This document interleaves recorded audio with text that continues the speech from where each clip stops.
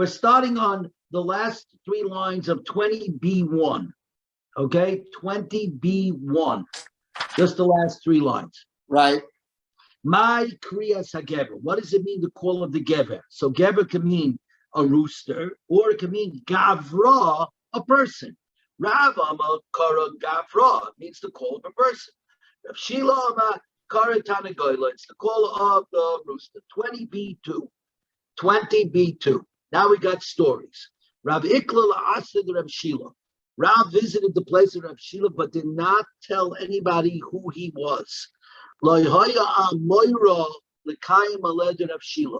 was no speaker to stand with Rav Shila. In other words, in those days, the Rav would talk quietly in Lashon HaKodesh, in Hebrew, and then the Meturgamin, meaning the guy with the loud voice, would repeat it in the language that the people understood, which would be Amarei, not Aramish. Now, you'll notice one thing over here. The word is Lehoya Amoira. This is where we get the word Tanoim va'Amoroyim. Amoroyim is Amoira. And the reason for that is because the Amorim were coming to explain the Tanoim. So that's how they got their name. There was nobody there. Come Rabbi, so Rav got up to speak. In other words, because of the famous rule, the Makim Sheinish, Yishtada Liyoisish. In a place where there is no man, strive to be the man. Get up and do what you got to do. So Rav Shila was talking, become a parish, my Kriyas Hagever Karagavra. And in the course of the speech, Rav Shila mentioned the word Gever. He explained it as the call of a person. Amalei Rav Shila, he whispered to him, you should explain it as the call of a rooster. Amalei, so Rav said, a flute that's played by the aristocrats was not accepted by the weavers. In other words, this is the way I learned it in my Rabbeim over there. And you, who are less than my Rabbeim, and you're going ahead and complaining about the way I'm explaining it. Because he said, when I was standing before Rav Chia was Rav's uncle. And it was well known that Rav Chia was Rav's uncle. When I stood before Rav Chia as a speaker, I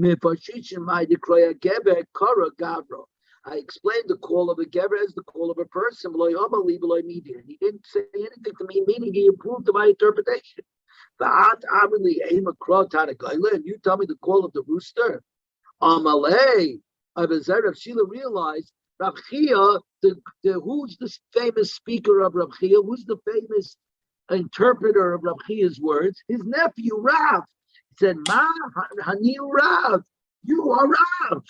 Oh, that's terrible. Nichamar, sit down, please. You shouldn't be my speaker. I need to be your speaker. Amalei, Amri, Imshi, Itagile, Chutz, Amre. If you hire yourself out to him, comb his wool. That means once you're hired out to do a job, do it completely, even if it's below your dignity. Ikadi, Amri, Hachi, Amalei. So Rav said to Rav Shila, Malam ba'kodesh v'loy maridit. We go up in kodesh and we don't go down. Good. Now says the Gemara, Tanika vasid the Rav, Tanika vasid the Rav Shila. Tanika vasid the Rav. Yavi koruz ma'oime. What did Gavini, the crier, say each morning? Gavini was famous as the kohen who was the alarm clock. He was the waker.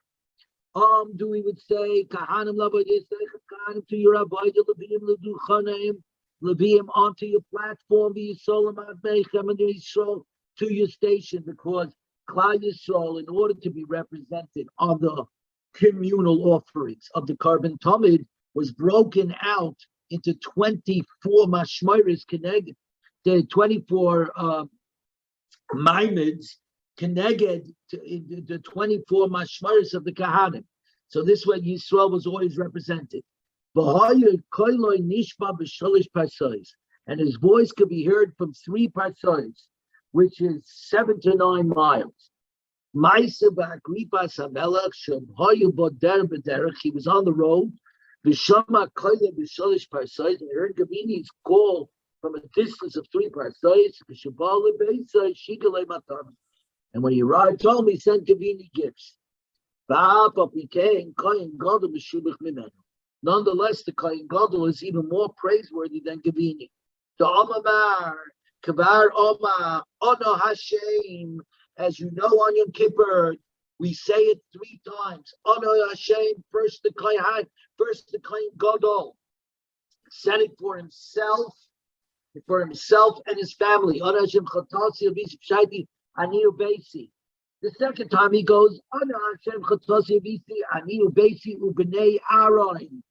And on the third time, he says, Ana Hashem Chatasi Avisi Shaiti, the whole nation. And then he asks for tshuva for the whole nation. So, Kvar, it says like this, Yoma, Kvar Omar, Ana Hashem, V'nishma Koyle B'richoi. And it happened that on Yom Kippur, when the Kohen Gadol said, Ana Hashem, during Yom Kippur, his voice was heard in Yerichai. Now, Rashi explains. Let me see if I can find the Rashi. Give me a second. 3 lines from the bottom. Take a look at 3 lines from the bottom. Kvar ona Hashem. Kvar pam achas hoya maisish hoya koyin gadol misvada ala poro b'yom kippurim. Ba'omar ono Hashem chatosi avisim shaiti lebenecha ani ubeisi ubnei Aaron.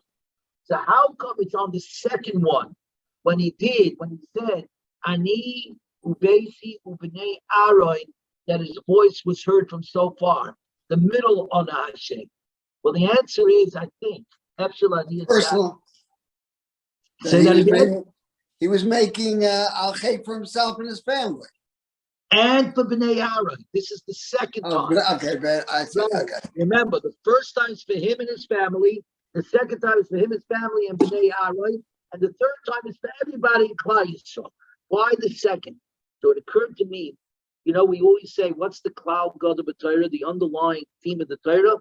V'ahavta l'reyacha kamoicha. You should love your friend like yourself. That means, who do you have to love first? You have to love yourself. You have to love your friend like yourself.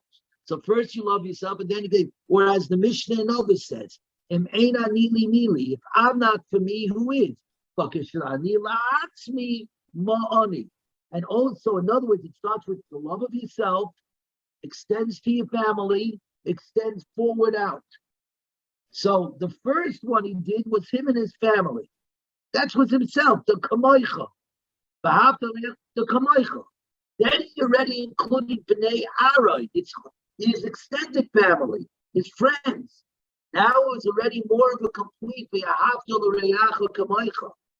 Now he was ready to include the entire nation together. So once he stepped out of and he already started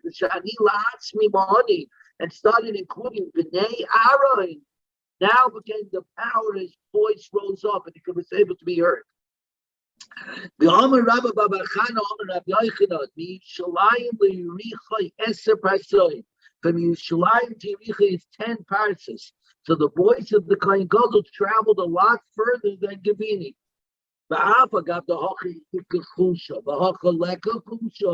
And even though in the case of the Kohen Gadol who's fasting on Yom Kippur 20b3, who's fasting on Yom Kippur, he's weaker. And Gavini is not weak, it's first thing in the morning. And Kolzeh, his voice travels further. More, the Kohen Gadol is by day when the sound doesn't travel as well. And Gavini was at night when it was still before daybreak. The Omer Rebbe Levi, why is a person's voice not heard as well by day as by night? Because of the ball of the sun, right? Of the turning of the sun.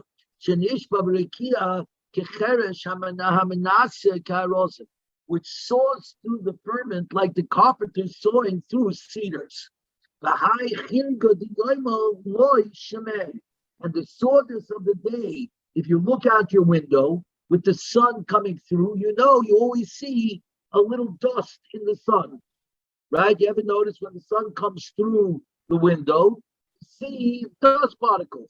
That's the dust particles, the shavings from the sun cutting through the firmament. And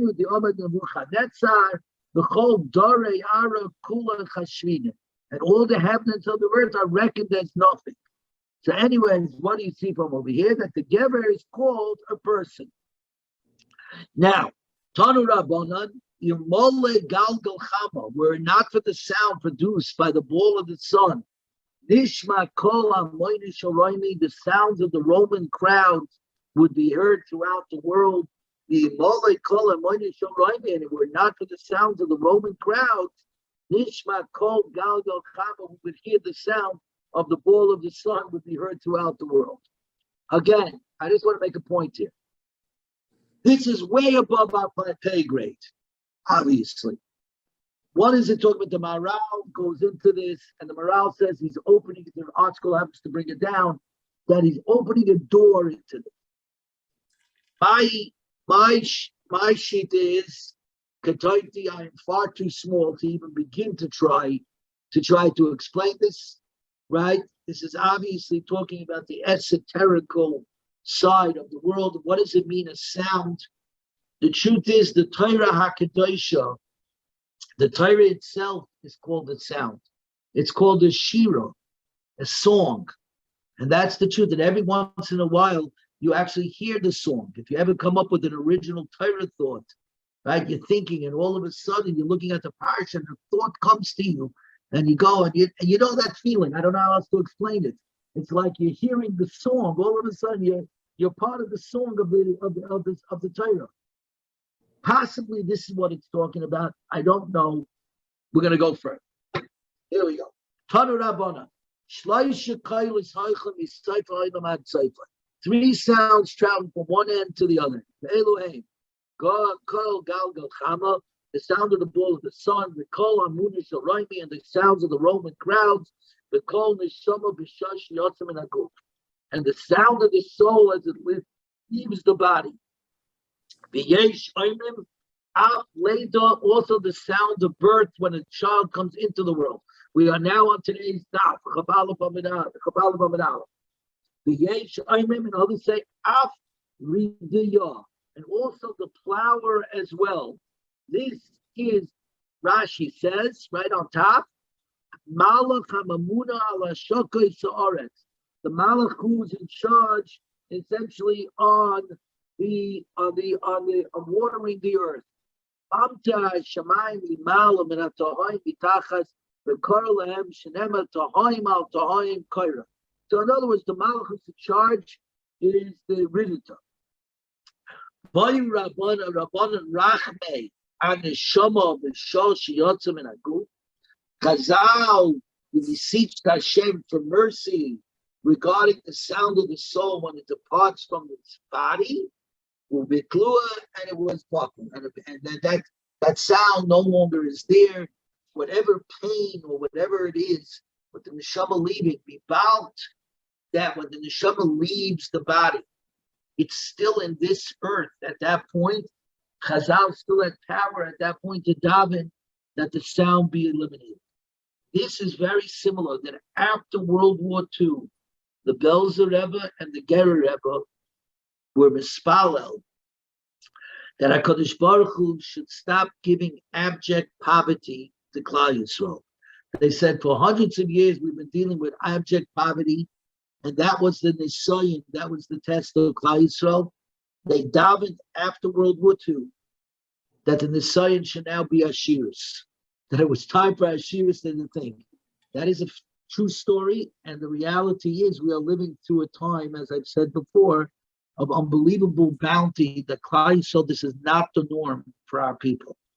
You know, everybody thinks we're such great businessmen and all that. The truth is, our history does not show that for 1,000 years.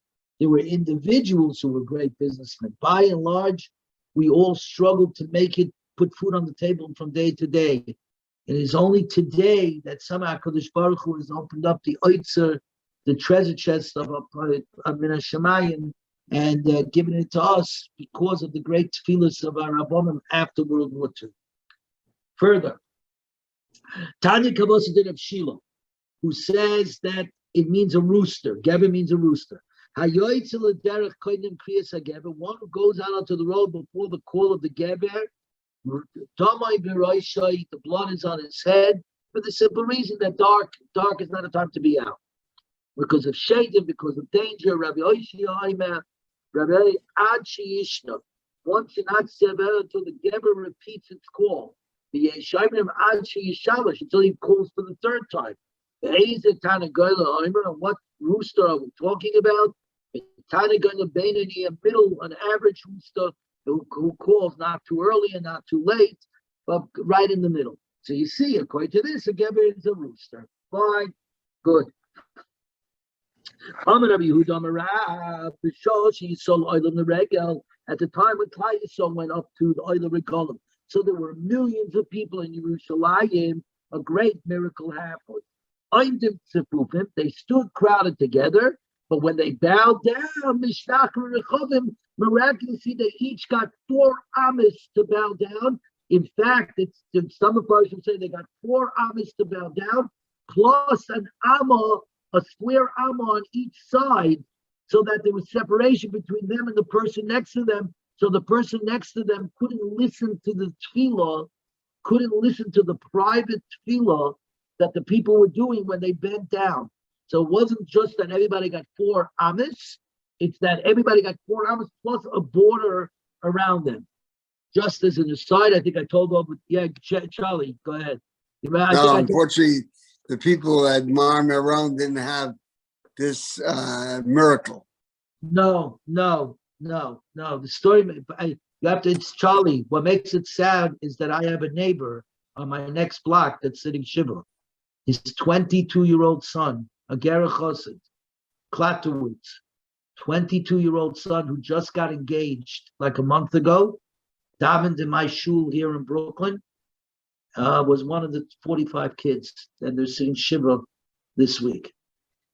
So I told you that I have a Sefer Torah that's just been completed, that's coming here. I'm going to get it delivered by May 9th. Wow.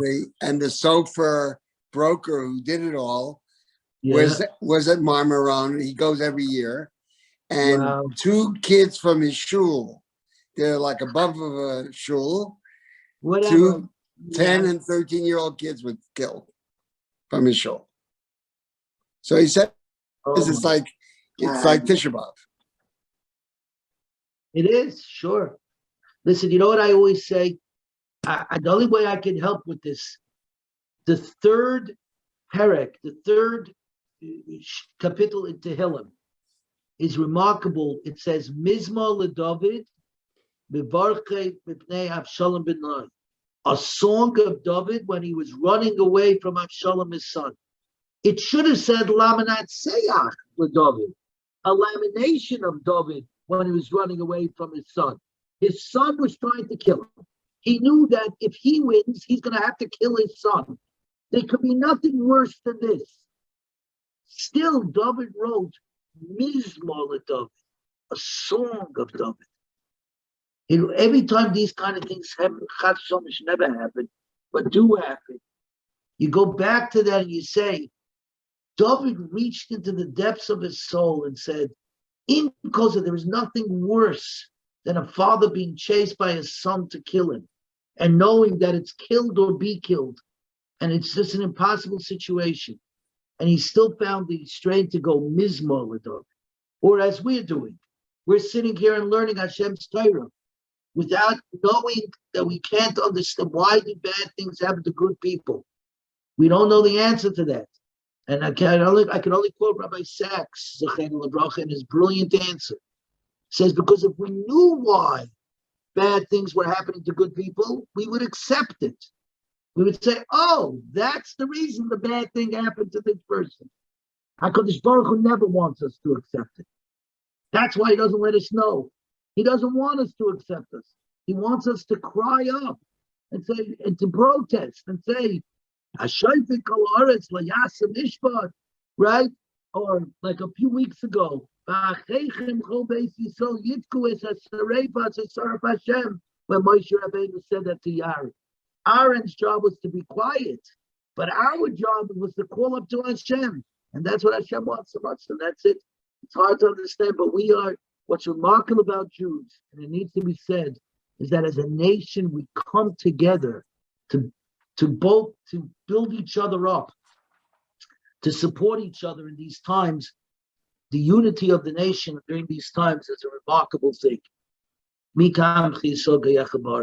Anyways, let's go up. Let's say it again. So we had this game.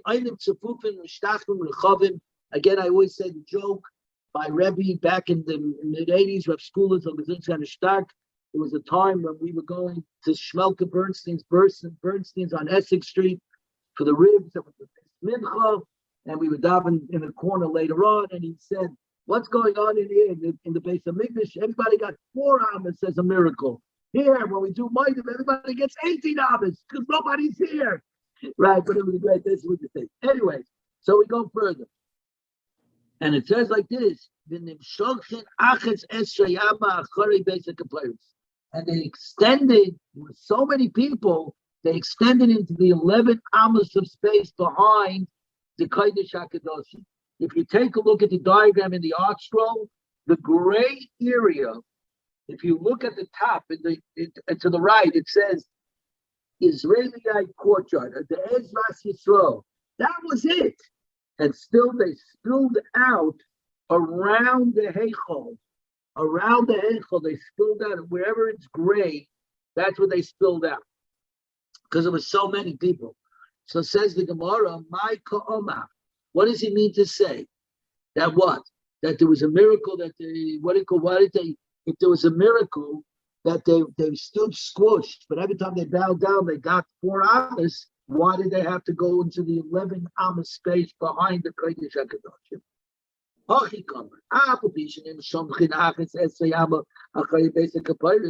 Even though there were so many Jews that they had to extend into the 11 amas behind the Kodesh HaKadoshim,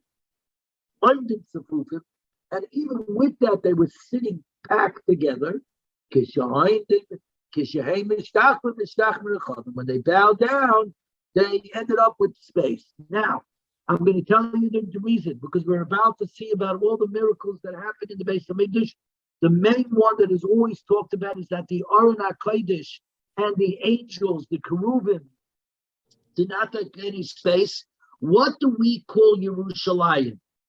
Yerushalayim, like Yadayim.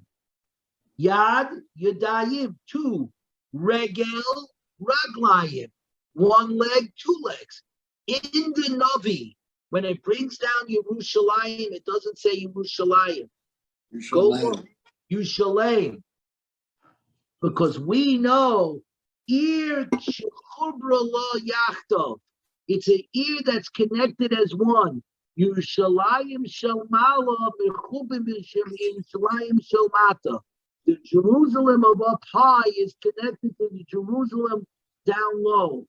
So in other words, there is a second Yerushalayim that's lying on top of this Yerushalayim. And so, of course, there's space to expand into the other Yerushalayim. So that's where the extra space is actually coming from. That's why we call the city not Yerushalayim, but in fact, Yerushalayim. Because it's 2 cities, one we see and one we don't. But Yerushalayim Shamala, Yerushalayim Shamata. So says the Gemara, and now we can move along. This is one of the 10 miracles that happened in the Beis Hamikdash. And the Gemara is going to go nuts and say there's a lot more than 10, so we'll go through it. It's not because we learned, we're now on 21A2. Tonight we learned Asar and Nisim Nasim in the Beis Hamikdash. 10 miracles happened regularly in the Beis Hamikdash. A woman never miscarried because of the aroma of the smells from the sacrificial meat. And the meat never became putrid, even the shalomim that could be eaten for 2 days. It never became putrid in the heat. And in the butchering place of the Beis Hamikdash, no flies were ever found there. And in fact, no Kohen Gadol on Yom Kippur ever had a problem of being tummy betumas keri. You never had that problem. There was never had an emission on Yom Kippur.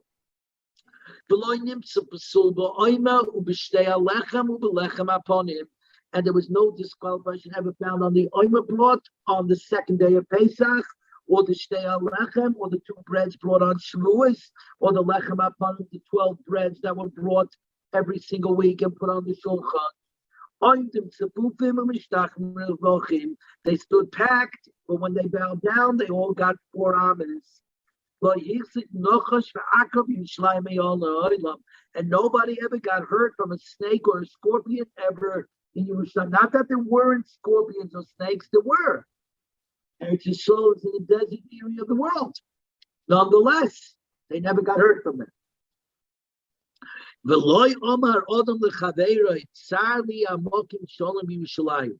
And the person said this, the place is cramped for me to stay overnight in Yerushalayim. Despite the fact there were millions of people, they never ran out of rooms. How's that possible? Because very carefully they extended into the other Yerushalayim. And somehow there was always room. And nobody was ever left now, out. That's a real miracle because they're all Jews and they're not complaining. That's exactly the miracle. And by the way, that's not even a joke, Charlie. That is exactly what it is. Nobody complained, not just that they didn't have place, but about their accommodations. Nobody complained about their accommodations, which is remarkable.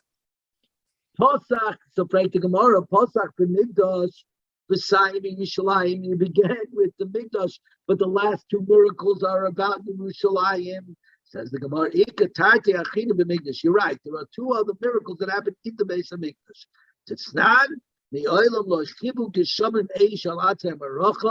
The rain never extinguished the flame on top of the fire, on top of the Mizbeach. And the smoke that came up from the Marocha, even if all the winds in the world would come and blow upon it, it would not budge from its place. So says the Gemara V'Sulai, is that all the miracles you got? But I got more. But the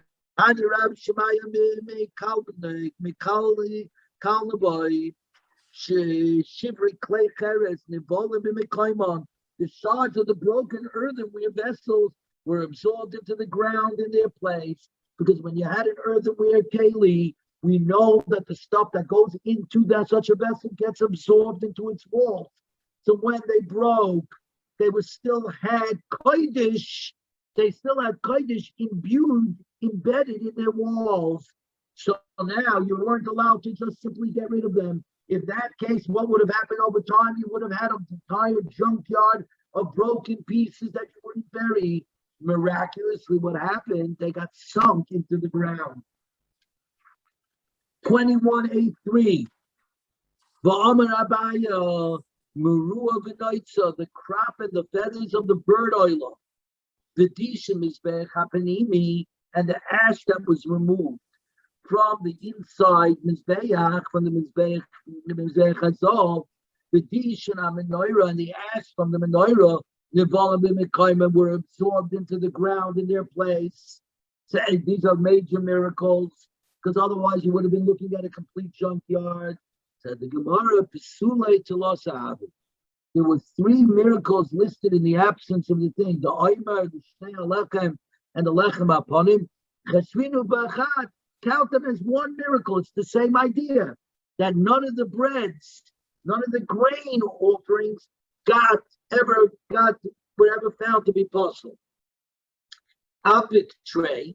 So you subtract 2 miracles from the 10 before, which become 8, and therefore by the tray and add these 2 of Rav Shmai and Abaye. So pray to Gemara, if that's the case, then being sunk into the ground is really one miracle. Chashivu b'chad v'chasalu. So you count them as one, and you only have 9 miracles and not 10. So says the Gemara, Ekonami Achid, there's another one. A great miracle happened with the lechem aponim. They were as fresh and warm when they were removed a week later after they had been put on the shulchan. They were put on the shulchan hot and piping fresh, and when they would take it off, they were hot, piping, and fresh a week later. Shenema losam lechem choyim v'yoyim hiloklu. To place bread that is hot on the day it is taken off. On the day it was taken off, it was just as hot. Says the Gemara further, the Suleka, now we're getting to the Aron HaKodesh, and if you look it down on the bottom, you'll see there's a little diagram that shows, that, as we're going to see, that there wasn't enough space for the Aron HaKodesh. The following is given as a Messiah, tradition passed down from our grandfathers. The place of the Aron was not included in the dimensions of the Kodesh HaKadoshim. The Keruvim stood miraculously. Shlomo HaMelech designed 2 special Keruvim made out of olive wood, besides the golden Keruvim of Moshe that were on top of the Aron, and placed them in next to the Aron HaKodesh and the Kodesh HaKadoshim. Clearly, each one of those Keruvim had its wings extended 5 amas from tip to tip, and from tip to tip was 10 amas, which means that there was no room for any of this stuff. Yet they all fit in perfectly, the short and the long. So how did the 2 Keruvim fit into 20 amas? The answer is that those Keruvim didn't take up any space. Says the Gemara, the Bryce is always talking about miracles that you can see, that were outside that everybody could see. Nisi, the Kaveh, miracles that were confined inside, like Kochoshim, or did not count. Says the Gemara, if that's true, it's also inside. It's inside the Heichal. The Shulchan is in the Heichal. And let's face it, the Yisrael, only Kahanim were allowed in there, not Yisrael. So said the Gemara, Lechem Aponim needs the barrier. The freshness of the Lechem Aponim is one of those visible. The Amar Reish Lakish, my Diksiv al Shulchan Ator, that you should place the Lechem Aponim on a pure table before Hashem. Tar means Michlal Shu Tomei, that it has the possibility of becoming Tomei. Otherwise, you wouldn't have to say Shulchan Tar. Obviously, it's God. Elamai, it must mean that it has a possibility of becoming Tomei. Says the Gemara, is that possible? And now we're on Amud Beis, Chabaluf Amud Beis. Chabaluf Amud Beis, 21b1. That can't be. A wooden vessel is designed to be stationary. And any wood vessel that's designed to remain stationary is not susceptible to Tumah, because this is the rule. The rule is anything that is not metaltalin, movable, is stationary, cannot become Tomei. It's only things that can be moved around that become Tomei. If that's then the case, and not only that, the chaytes b'nei tumah, and it acts as a barrier against tumah. So if you have a tumah's mace in the room and you block off the door with a wooden vessel, you move your svarim shrank, you move a bookcase into place, it stops the tumah from going further. Ela Malame, this comes to teach us that in fact they would lift the table up for the people coming up for the Shalosh Regalim, the pilgrims that were coming from the Shalosh Regalim, to show them that the bread was always piping hot. And they would say to them, witness how beloved you are before the omnipresent one. The Hashem Yisparach, Shaliku Kesidurai, because the lechem aponim were as fresh and warm when they were removed from the table as they were in the previous Shabbos. Where are you holding it? Adding 21b1. 21b1, right hand, the left left paragraph. 21B1. 21B1. Chafal from the base. We're heading towards the end of the paragraph. So in other words, what happened over here is in essence, yes, the lechem apon, the shulchan, which was a wood table, which of course was plated with gold, but it was a wood table, was lifted. So the answer is it was metaltalid. It was a movable table, not a stationary table. Since it's a movable table, it's roy to become mikabel tuma. It could be mikabel tuma. That's why it's called. You need a shulchan tahar, a pure table, because it does have the possibilities of becoming tummy. So goes the Gemara further. V'stuleka, that's it for the miracles. When Shlomo HaMelech built the first base of Mikdash, he planted all types of gold fruit trees. He put around the openings a golden vine. He put up golden apple trees. And amazing things happened. And miraculously, they brought out fruits in their right times. And when the wind blew, the fruits would fall off. And as we're going to see later, the Kahanim would take the fruits and sell them in the marketplace. And that's how they would make their parnasa. Which then leads the question, which the Ar Sameach actually asks, well, then how were they able to take the fruits and sell them? They were over on Milo. These things were holy, and they were making over on Milo. I don't know what the Ar Sameach answers, but I think the answer is because clearly these were not real fruits. In fact, they were miraculous fruits. The better question is, did you have to make a Bayer Priya eights of these fruits? Because they did not grow the regular way, from a regular tree, from a fruit-bearing tree. They grew out of gold, which the fruits were themselves with gold. That's right, but they were edible. You can't eat them. No, they were edible, Daddy. They were edible. They were edible fruits. Yeah, they were edible fruits. In fact, the Rivets brings that he heard from people that he trusted, that in the marketplace of Tokai, that's what the Rivets writes. In the marketplace of Tokai, they were selling fruits with golden seeds inside. Golden seeds? That's what the Rivets writes. The Rivets does write that. It's what he called. But to make this a better question, do you realize that over here begins the first idea of what do you do with cloning? If you clone a fruit, is it a fruit? Do you make it by your creates? The same thing with a person. If you clone a person and then you kill him, is that called murder? Or Daddy, better yet, you clone a person. Can a brother then marry a sister? That's cloned. No. That's cloned. Is she your sister? It's not a human being. It's not a human being. Has no soul. Maybe yes, maybe no. Because there's another Gemara, Daddy, that you remember. That Rebbe HaKadosh was nifter. And every Friday night he came back. And he made what?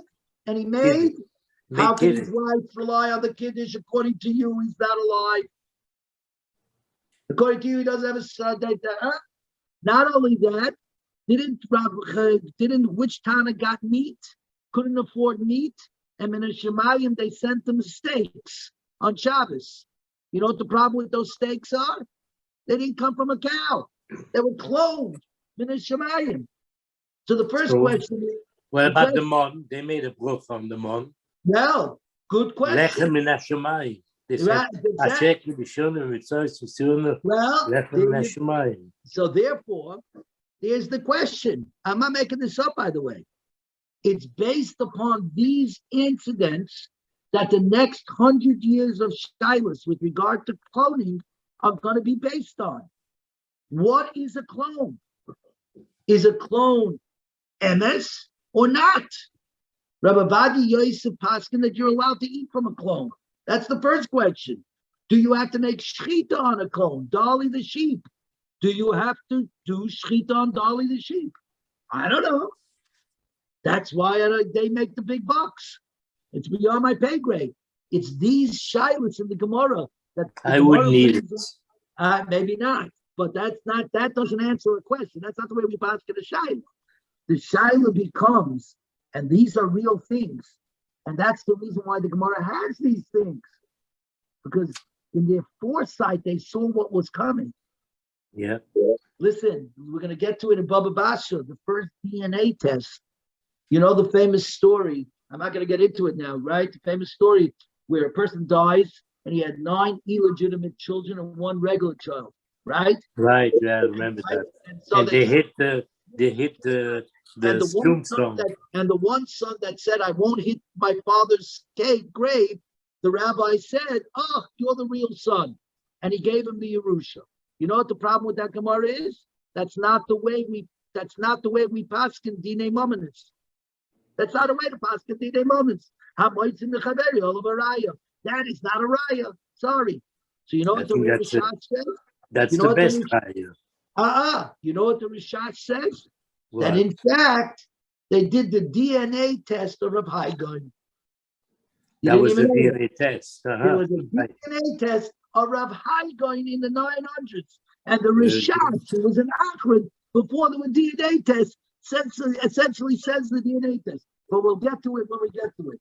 So it turns out there's nothing that's not the reason in Torah. It's all there. You just have to open up your eyes and see it. Anyway, we go further. So here we go. Okay, so it said like this: and in the future Hashem will bring it back to us. Shenema paroyach tifrach v'sogel af gilas v'ranin kavoid alabonin nitan law, and it will blossom abundantly and will rejoice with the rejoicefulness and glad song. The glory of Lebanon has been given to her. So why didn't the Tana include this in his list of miracles of the Beis Hamikdash? Says the Gemara, Nisi de Kaviyah like a chazard. The things that are fixed, such as the trees that are permanent, the Tana didn't count. So says the Gemara, now you're going to say that. The Aron and the Keruvim that Shlomo HaMelech made, right? The 2 angels that he did over there are also fixed in place in the Kodesh HaKadoshim. And that's the story. So, Amamar, so says the Gemara, we said before, Va'oshan Amarocha, and the smoke of the prior, now was there really smoke rising from the fire on the Mizbeach? But Tanya, we learned, 5 things regarding the fire of Marocha. Number 1, Revutzakari was crouching like a lion, meaning when Shlomo HaMelech was inaugurated the Beis Hamikdash, a fire came down, an ember came down from Shamayim and stayed above, right above the Mizbeach in the shape of a lion. And it had the power to burn. So that was the fire that was burning. Ubara Kechama, and that lion was clear as the sun, the yesh by mamish, and it had substance, and it consumed moist stuff, even just like dry stuff. The Eina Mala Oshan, and it did not produce smoke. So you see, there was no smoke. Where is this for Oshan Amarocha, the smoke of the pyre that was on top of the Mizbeach? There was no smoke. It was a miraculous fire that gave out no smoke. 21b2. 21b2. When we say that it produced smoke, this is regarding the regular fire, the Tanya. The sons of Aaron shall place a fire on the Mizbeach. This teaches us, even though a fire came down from Minas Shemayim in the shape of a crouching tiger, crouching lion. Mitzvah lahavi min ha'hedit. It's still a mitzvah to bring from your own fire, because that's the mitzvah. The fact that there was a heavenly fire has nothing to do with your fire that you have to bring. And obviously our fires produce smoke. Says the Gemara, Rebutza Kari was crouching like a lion, but Tanya, Amar Rav Chanina Sagana Kahanim, Rav Chanina, the vice Kohen Gadol said, Ani Ra'isi, I saw it over Rebutza Kakeleb, and it was crouching like a dog. Like Asher, Kab and make the Shrishan, Kab and make the Shek. The lion was in the first base of English, the dog was in the second base of English. The second base of English obviously had far less Kedusha, did not have the Aron HaKodesh, had Kahanim for at least, had over 300 Kahanim to Doilim, because a lot of them were just not worthy. There were a lot of problems, as we all know. The Shechina was not there either. Well, yeah, exactly. Something of the Shechina was there, but not without the Aron HaKodesh. Right. I mean, compared to what we have today, we would love to have it. But, yeah. So that's what they. Now in the second base of Migdash, was there even a fire from heaven at all? But Rav Shmuel Bar it said, "My Dixie, why does it say the answer by the Kavacha? We go up and build the second base of Migdash. I will be pleased in it, and I will be honored." Said Hashem. Now the word Be'evcha is written without the letter Hey at the end. The Karinon, but we read it the Kavda. We read it with the extra at the end of the word. Why is it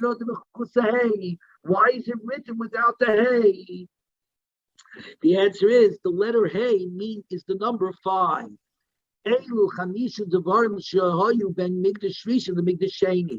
These are the 5 differences between the first base of Mikdash and the second base of Mikdash. The Aron,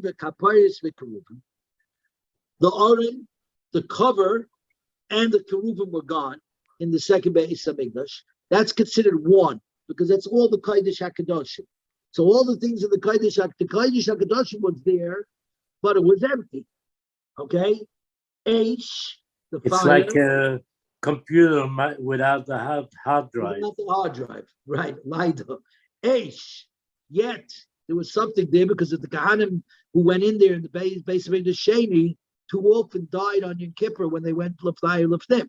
Anyways, Eish, the fire from heaven, Ushechina, and the divine presence, meaning the overwhelming divine presence that was there in the first base of Mikdash was not as apparent in the second base of Mikdash.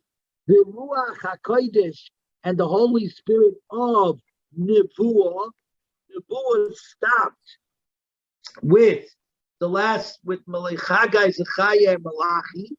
They were the last. They were there, and with them ended the Nevuah. So essentially began the Anshe Knesset HaGedolah and the peers, and then the Tanoim.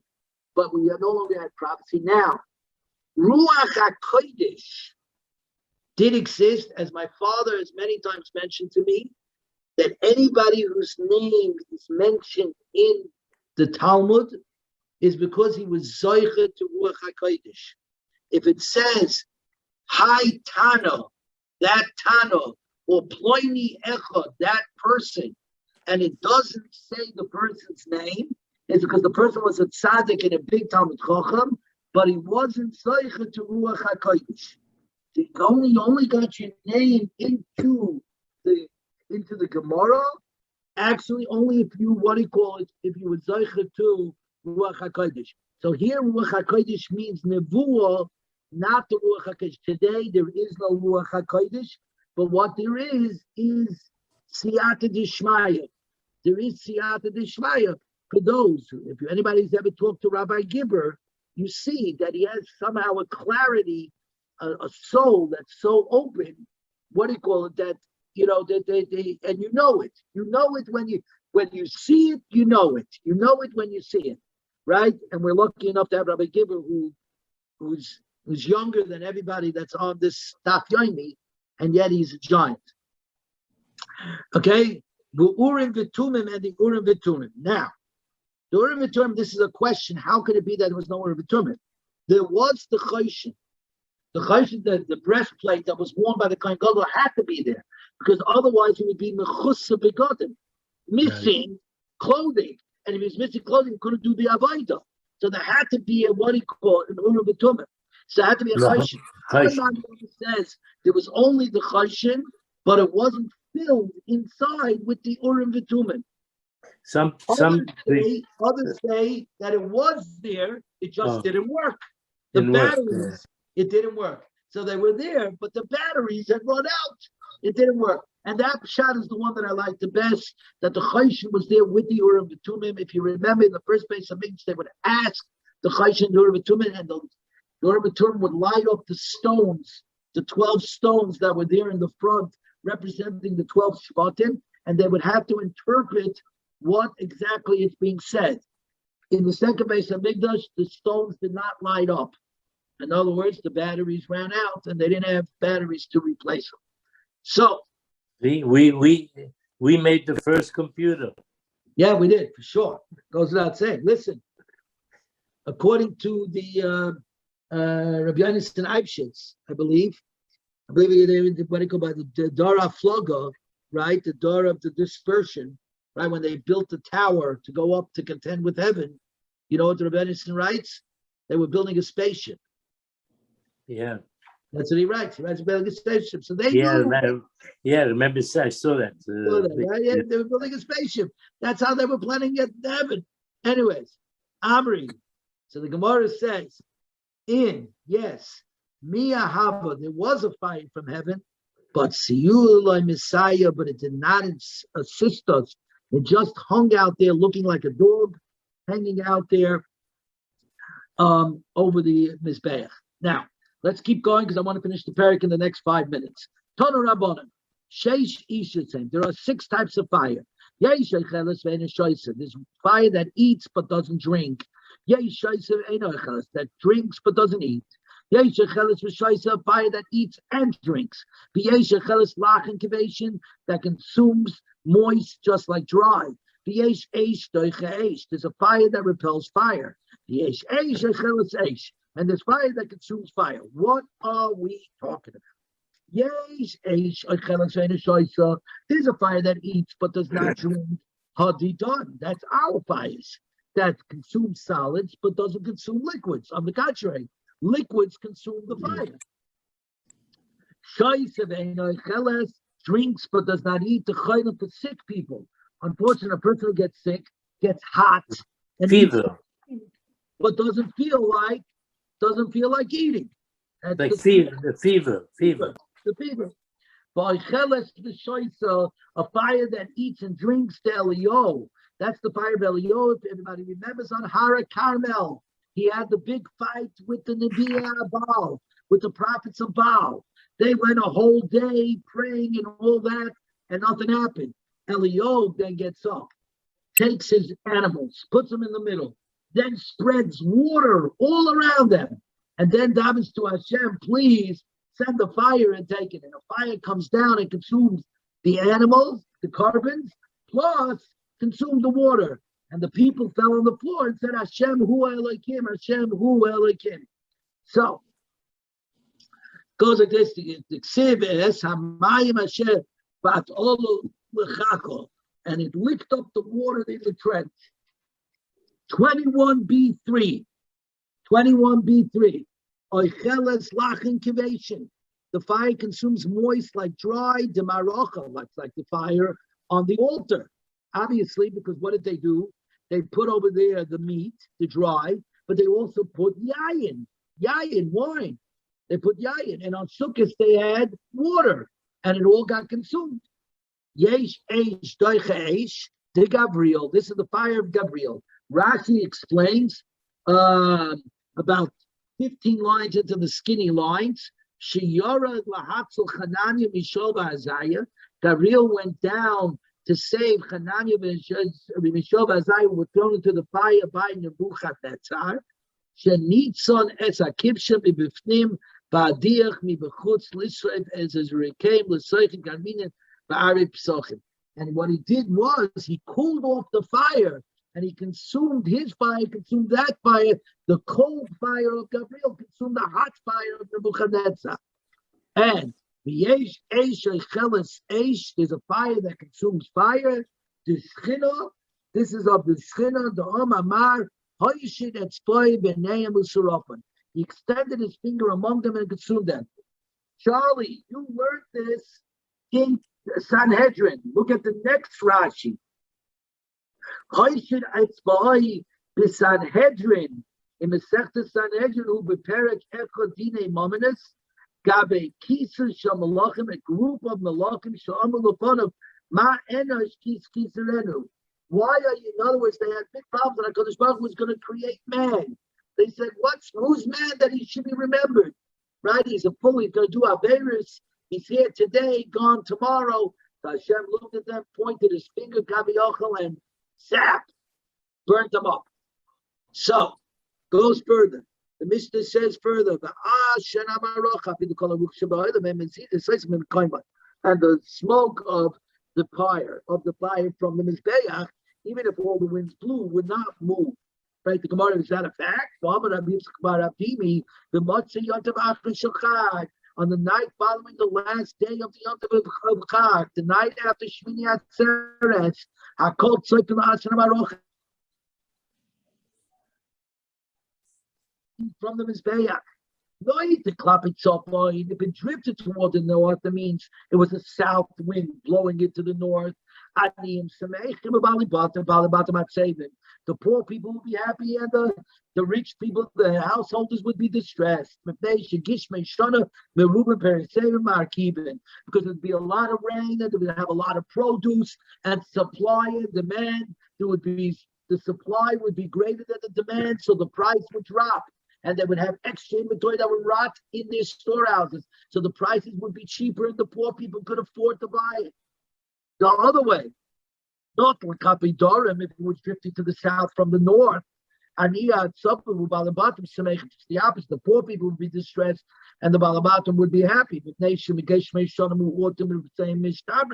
would be very little rain, so the supply, the demand would be greater than the supply, and the prices would go up. Not the clapping Mizrach, it drifted towards the east from the west. It was a west to east wind. Everybody was happy because that would give us the middle, just enough rain for a decent growth scene, but not too much rain, but it wouldn't be an overabundance, so the price would be steady. Clapping Mariv, it would come from the east to the west. I call it southern. Everybody would be distressed because it means that there would be very little rain and there would be a famine. So you see what you see that the smoke was moving around plenty. Says the Gemara, it swayed back and forth like a palm tree, which we all know, Baruch Hashem in Florida. What happens to the palm trees? They move side to side, side to side. But where they have but they would not be dispersed. More or less, they stay within a range. And that's what they did. So there was only it was like a small weather vane that gave them an idea of what was coming. Amamar. Klape Mizrach HaKol Sameichem. If it drifted toward the east, west to east, everybody would be happy. Klape Marib, if it went from east to west, HaKol Atzoven. Viriminu, but I've got a variety that says just the opposite. Mizrach is the other Yopa, wind from the east is always good. Ma'arav is the Olam Kasha, a wind from the west is always bad. Ruach Stefaina, a wind from the north, it's good for wheat that's only grown a third of the way, because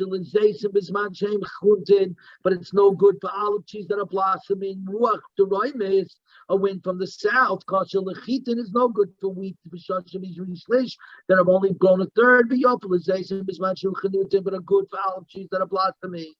To remember this. Shulchan b'tzafon. The shulchan in the heichal is in the north. And if you think about it, the shulchan has the wheat on it, has the bread. The menorah has the oil. So it goes from which way it's better. The table cultivates its own, and the menorah cultivates its own. The shulchan held the lechem aponim made of wheat, and the menorah burns oil. So the shulchan in the north reminds us that the north winds are good for wheat. The menorah in the south reminds us that the olives are good with the south wind. But what do you see? That in fact, east is good. A wind from the east is good. A wind from the west is no good. Says the Gemara 21b4. With this, we're going to finish the perek. Like kasha, halan v'halahu. The first baraisa was teaching. The second baraisa, which teaches us from the east is good, from the west is no good. Those are the people living in Bavel. Since Bavel is in the low ground and is naturally moist between the Euphrates and the Tigris, it doesn't need more rain. So less rain actually helps cultivate the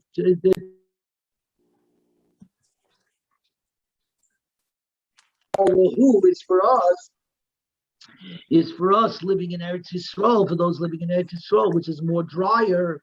That works out better west to east than east to west. You need the rain. Hadin Allah Shivas, Yomim Hadin Allah Shivas, Yomim Hadin Allah Shivas, Yomim we shall turn to you Shivas, Yomim we shall turn to you Shivas, Yomim we shall turn to you Shivas, Yomim.